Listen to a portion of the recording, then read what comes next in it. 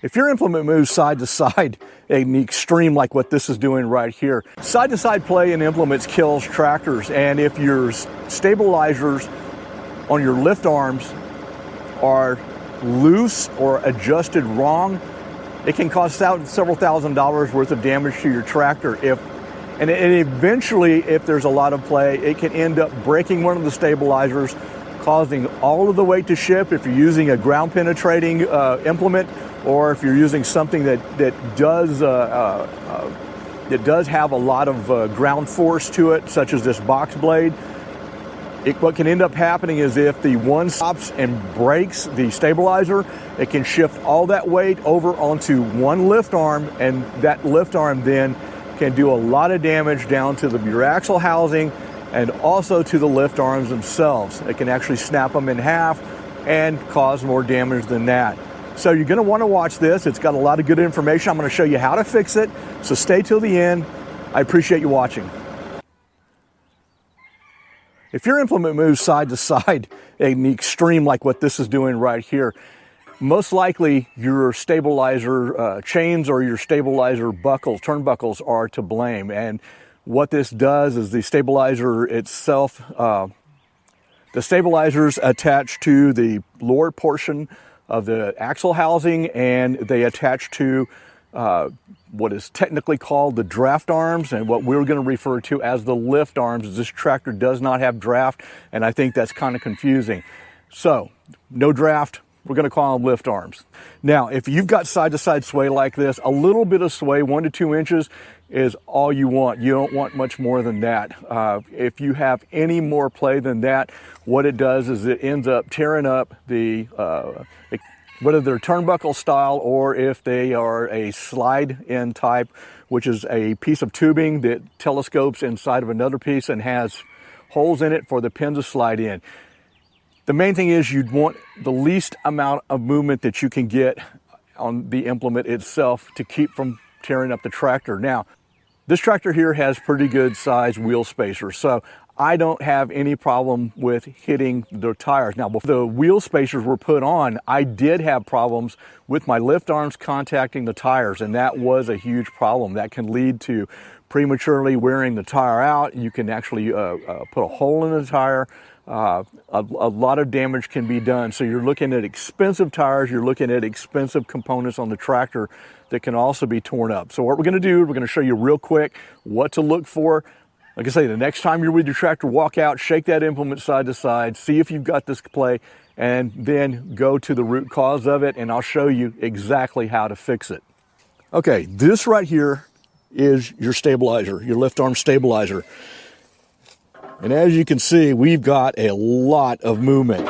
Our stabilizer is very, very loose, and we don't want that. Now, on older tractors, a lot of them have chains right here, and the chains don't do a real good job. Some of them have solid stabilizer bars that go and they clip in down here on the axle, and they clip up here where your 3-point hookup is.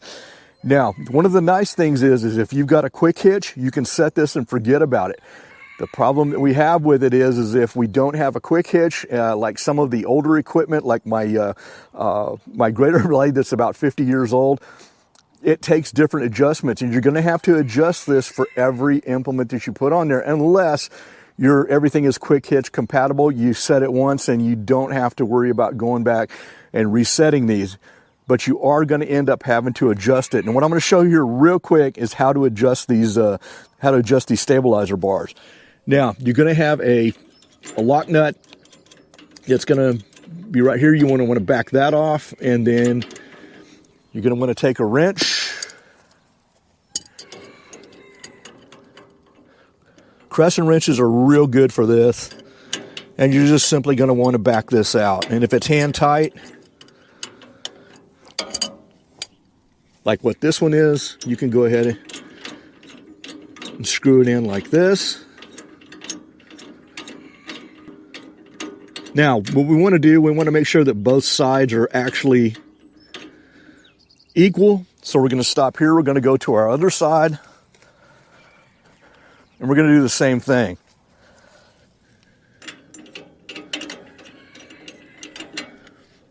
And through the magic of video, it's done. Now, it's not going to hurt to snug this up. No matter how tight you make it, you're going to end up with a little bit of play. So snug it up pretty good. You don't want it coming loose on you.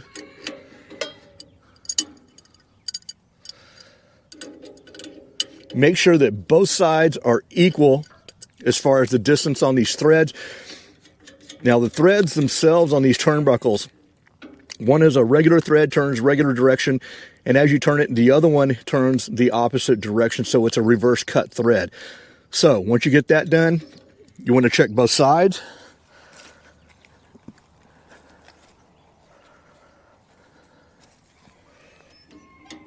And we got a little bit more play here.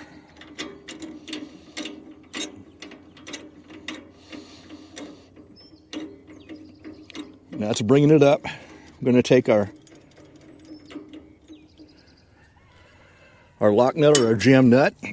Of course, drop the wrench. We're going to tighten it up here. Now, you'll notice we've got a little bit of play left, which is what we want. You don't want it so tight. You don't want this so tight that it binds up every time you're using it. You are going to get a little bit of drift with the tires as you're working, whatever you're doing, whether it's a driveway, a field, whatever. So you want a little bit of play in here. You don't want this locked down so tight that it puts more pressure down on these attachment points down on the bottom of the turnbuckles. Now, sometimes you might come up and you might find these are a little bit locked up. Now, if your threads are rusted up or have a lot of dirt on them, you can go and put some WD-40 on these. Spray it on there. Then you can go back with a wire brush. Clean it off the best you can. You don't have to get it perfect. And that's going to go a long ways to getting these loosened up for you. And then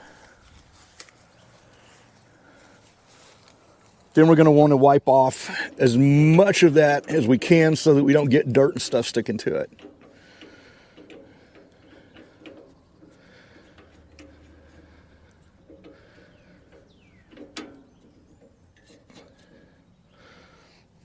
There we go.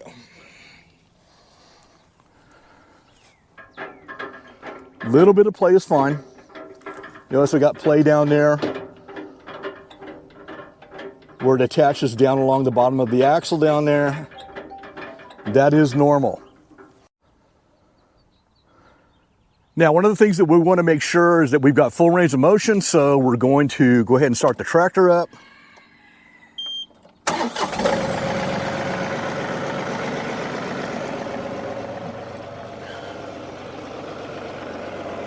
What we'll do, we'll let it all the way down.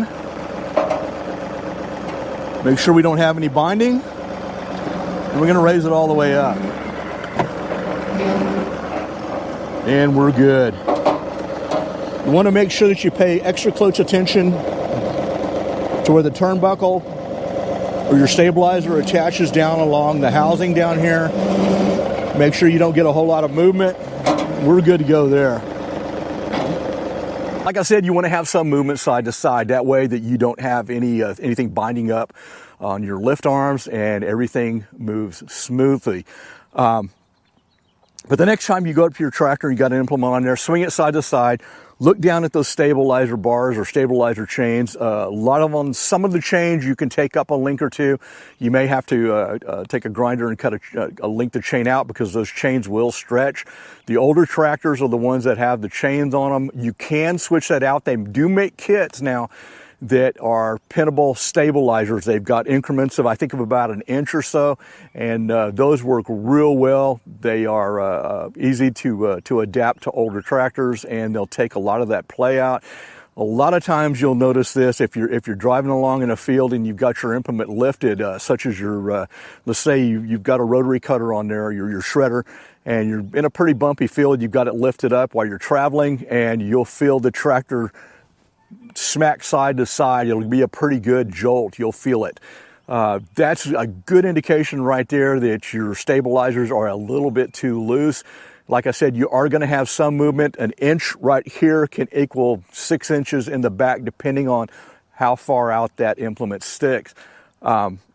Anyway, I hope you enjoyed the video. If you got anything out of this, please hit that like button. Please subscribe and check out our other videos. I've got links up above to some of the other videos. I appreciate you being here. And thank you for watching. And in the end, remember, buckle up, ROPS up. It may save your life.